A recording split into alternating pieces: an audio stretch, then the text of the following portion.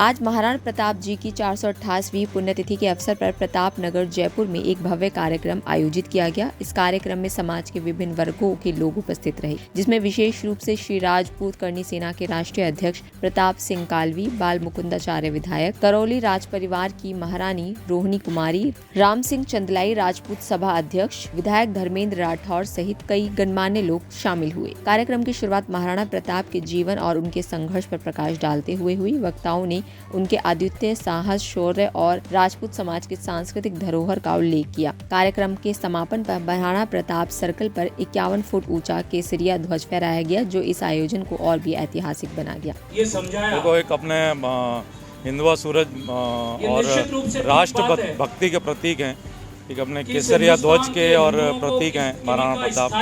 पूरे जो उनका बलिदान है अपने देश के लिए, और ऐसे महापुरुषों को अगर अपन हर वक्त इनका जो बलिदान है, पुण्यतिथि और इनकी जयंती है, वो याद करेंगे सर्व समाज के साथ, क्योंकि इनका बलिदान सिर्फ अपने परिवार और अपने घर के लिए नहीं था। इन्होंने बलिदान दिया तो अपने राष्ट्र के लिए दिया। राष्ट्र में सभी लोग आए और 36 कौम इनके साथ थी।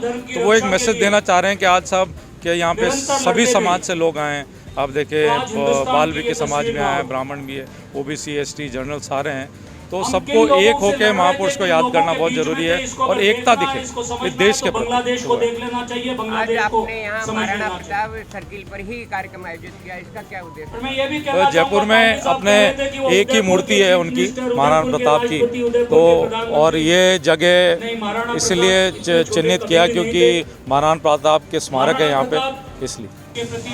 महाराणा प्रताप के लिए ये है कि आज जो 428वें उनकी जो पुण्यतिथि है और जो इतिहास छुपाया गया है पूरा इतने टाइम से कि हल्दी घाटी का युद्ध हमको हारा हुआ बताया गया है, और अब कुछ सालों से ये बताया गया कि हल्दी घाटी का युद्ध महाराणा प्रताप जीते थे। तो ये देश के लिए बहुत बड़ी बात है और हम इनके जो तिथि हैं वो ऐसे ही बनाते जाएं, क्योंकि शौर्य का प्रतीक है और आत्मविश्वास बनता है देश का कि साहब युद्ध हम बाहर के लोगों से जीते हैं, युद्ध हम जो गैर राष्ट्रवादी थे उनके प्रति, उनके विरोध में हम जीते हैं, क्योंकि महाराणा प्रताप ने जो युद्ध लड़े हैं वो सर्व समाज के लिए लड़े हैं, ना कि अपने परिवार के लिए और अपनी जाति के लिए। क्योंकि उनके साथ भामाशाह भी थे, उनके साथ भील भी थे, उनके साथ उनके सेनापति मुसलमान भी थे। तो सर्व समाज मिलके एक देश के लिए लड़ा है।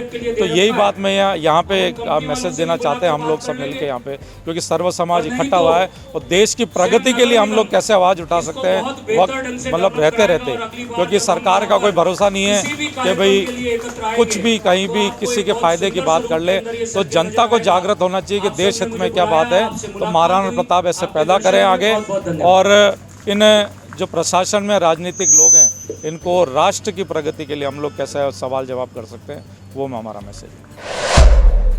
यूपी के मुख्यमंत्री योगी आदित्यनाथ ने महाकुंभ मेला क्षेत्र का भ्रमण किया और अधिकारियों के साथ बैठक करके संचार, स्वच्छता और सुरक्षा की व्यवस्था और पुख्ता बनाने का निर्देश दिया। सीएम ने कहा कि मौनी अमावस्या और वसंत पंचमी पर मेला क्षेत्र में वाहन पर प्रतिबंध लगाया जाए और पांटून पुल 1 वे बनाया जाए। सीएम ने कहा कि मौनी अमावस्या पर 8 से 10 करोड़ श्रद्धालुओं के आगमन की संभावना है, ऐसे में सुरक्षा के पुख्ता इंतजाम होने चाहिए।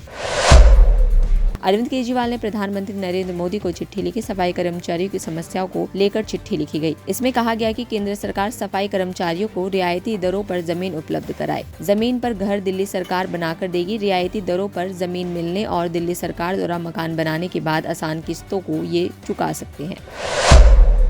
Javelin throw star Neeraj Chopra शादी के बंधन में बंध गए हैं। नीरज की पत्नी का नाम हिमानी है। नीरज ने रविवार 19 जनवरी को सोशल मीडिया प्लेटफॉर्म पर अपनी शादी की 3 फोटो शेयर कर फैंस को उसकी जानकारी दी। भारतीय महिला टीम ने पहला खो-खो वर्ल्ड कप जीत लिया है। इंदिरा गांधी इंडोर स्टेडियम में रविवार को जादुई शाम ओपनिंग खो-खो विश्व कप 2025 के फाइनल में भारत और नेपाल की टक्कर थी।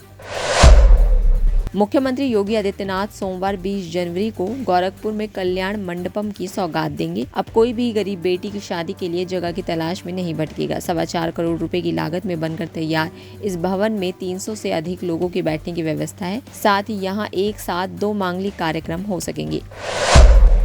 राजस्थान के सीएम भजनलाल शर्मा ने प्रयागराज में आयोजित महाकुंभ में स्नान किया और त्रिवेणी संगम पर मां गंगा की पूजा की। आम आदमी पार्टी ने दिल्ली विधानसभा चुनाव के लिए 40 स्टार प्रचारकों की सूची जारी की है। स्टार प्रचारकों की सूची में आपके राष्ट्रीय संयोजक अरविंद केजरीवाल, उनकी पत्नी सुनीता केजरीवाल, दिल्ली के सीएम आतिशी, मनीष सिसोदिया, संजय सिंह, पंजाब के सीएम भगवंत मान के नाम शामिल है। आगरा की श्रद्धा मिश्रा ने सिंगिंग रियलिटी शो सारेगामापा का टाइटल जीत लिया। इसके साथ ही उन्होंने ट्रॉफी के साथ 10 लाख रुपए का इनाम भी मिला है।